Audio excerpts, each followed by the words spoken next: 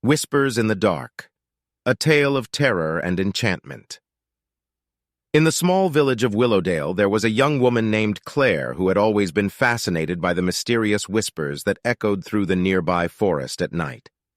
Unlike most of her peers, who dismissed the noises as mere animal sounds, Claire knew that they were something much more extraordinary. One day, while wandering through the woods, Claire stumbled upon a man named William. He was tall, with piercing blue eyes that seemed to look right through her, and a voice like velvet. He was unlike anyone she had ever met before. William, it turned out, was a powerful sorcerer who had been drawn to the whispers in the dark since he was a boy. He showed Claire how to tap into the magic of the forest, teaching her spells and incantations that only a select few knew. As Claire became more skilled in the ways of magic, she began to hear new whispers in the dark. They were more insistent, more urgent than any she had heard before. She knew that she had to follow them, no matter what dangers they may lead her into. The whispers led her to a small clearing where she found a woman named Rosalind. She was breathtakingly beautiful, with long golden hair and skin like alabaster, but her eyes were filled with sorrow and fear. "Please help me," Rosalind begged. "I am trapped here in this world and I cannot return home." Claire was moved by Rosalind's plight. She knew that she had to help her, no matter what it took. Together, she and William began to research a way to break the curse that had trapped Rosalind in the mortal world. They discovered that they needed a rare and elusive ingredient, a flower that grew only in the darkest parts of the forest. Undeterred, Claire set out to find the flower.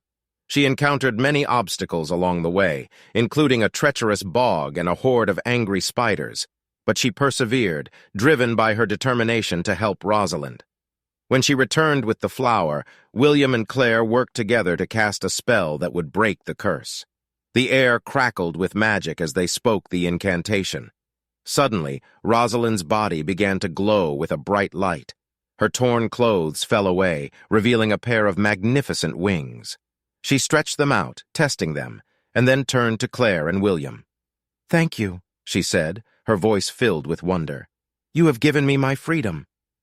Claire and William smiled at each other, knowing that they had accomplished something truly extraordinary. They had freed a faerie from a curse, and in doing so had unlocked a powerful new realm of magic. As they walked back to Willowdale, they knew that they would continue to explore the mysteries of the forest, to listen closely to the whispers in the dark, and to help those in need whenever they could. But they also knew that there were other forces at work in the woods, forces that were not always friendly or benevolent. They would have to be careful, to watch for signs of danger, and to rely on their wits and skills to stay safe. For even though the whispers in the dark could lead to incredible wonders, they could also lead to unspeakable horrors. It was up to Claire and William to navigate the twisting, treacherous paths of the forest and to emerge victorious in the end. As they delved deeper into the mysteries of the forest, Claire and William encountered many other creatures and entities. Some were friendly and eager to share their knowledge of magic and lore, while others were hostile and tried to drive them away. One night, as they were sitting around a campfire, they heard the sound of hooves approaching. They tensed, ready to defend themselves against whatever creature was coming their way. To their surprise, a centaur emerged from the trees. He was a towering figure, with the body of a horse and the torso of a man. He introduced himself as Aaron, a powerful wizard who had been traveling through the forest in search of rare herbs and ingredients. Claire and William were fascinated by Aaron's stories of his travels, and they spent hours listening to his tales of adventure and discovery. They also learned many new spells and incantations from him, adding to their already impressive arsenal of magical knowledge. But even as they reveled in the wonders of the forest, they could not shake the feeling that something dark and dangerous was lurking just beyond the trees. One day, while exploring a remote part of the forest, they stumbled upon a cave. As they approached it, they could hear the sound of low, guttural growls coming from within. Bracing themselves, they entered the cave, their eyes scanning the darkness for any sign of danger. And then they saw it, a massive, hulking beast with razor-sharp claws and teeth like knives. It snarled, lunging towards them with incredible speed. Claire and William barely managed to dodge its attack, rolling away just in time. They knew they were outmatched, but they refused to give up. Focusing their magic, they unleashed a barrage of spells at the beast, hoping to weaken it. The creature roared in pain and fury, its massive body shaking with the force of the magic. But it was still standing, still ready to attack. Claire and William exchanged a glance, knowing that they had to do something drastic if they were going to survive. And then they remembered the rare ingredient they had used to break Rosalind's curse. With a single word, they called upon the power of the flower, channeling it into a powerful spell that engulfed the creature in a bright light. And then, just like that, it was gone. The cave was empty, except for Claire and William, who were panting with exertion and relief. They knew that they had faced a great danger, and that there were surely other dangers waiting for them in the forest. But they also knew that they were stronger than they had ever been before, thanks to their mastery of magic and their unshakable determination. As they emerged from the cave, blinking in the bright sunlight, they knew that they would continue to explore the mysteries of the forest, no matter what dangers or wonders they may encounter along the way. Over the next few days, Claire and William continued to explore the forest, encountering many other strange and wondrous creatures. They met a group of pixies who delighted in playing pranks on them, a family of talking owls who offered them sage advice, and a tribe of friendly goblins who shared their knowledge of ancient magic. Despite the wonders they encountered, however, Claire and William could not shake the feeling that something was off about the forest. There was a sense of foreboding that hung over them, as if something dark and dangerous was waiting just beyond the trees. One evening, as they settled down to rest for the night, they heard the sound of eerie chanting in the distance. It was a haunting melody, full of sorrow and despair, and it seemed to be drawing closer with every passing moment. Claire and William exchanged a worried glance, knowing that they had to investigate. Grabbing their wands, they set out in the direction of the sound, their hearts pounding with fear and anticipation. As they drew nearer, the chanting grew louder and more insistent, and then they saw it. A group of dark, hooded figures gathered around a strange altar. With a sense of growing dread, Claire and William realized that they had stumbled upon a dark ritual, one that was likely intended to summon some terrible creature from the depths of the forest.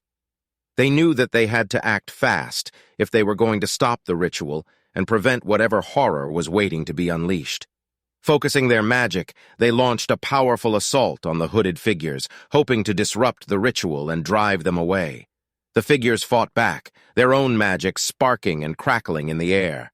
But Claire and William were determined, channeling their magic into a barrage of spells that left the figures reeling.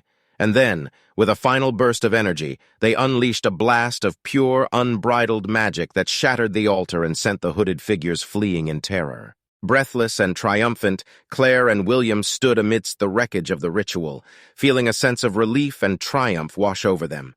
They knew that they had averted a great danger and that the forest was safer for their intervention. As they made their way back to their campsite, they knew that there would be other dangers waiting for them in the forest, other rituals and creatures that threatened the balance of nature. But they also knew that they were up to the task, that they were powerful and skilled enough to face any challenge that came their way. For Claire and William, the forest was no longer just a place of wonder and enchantment.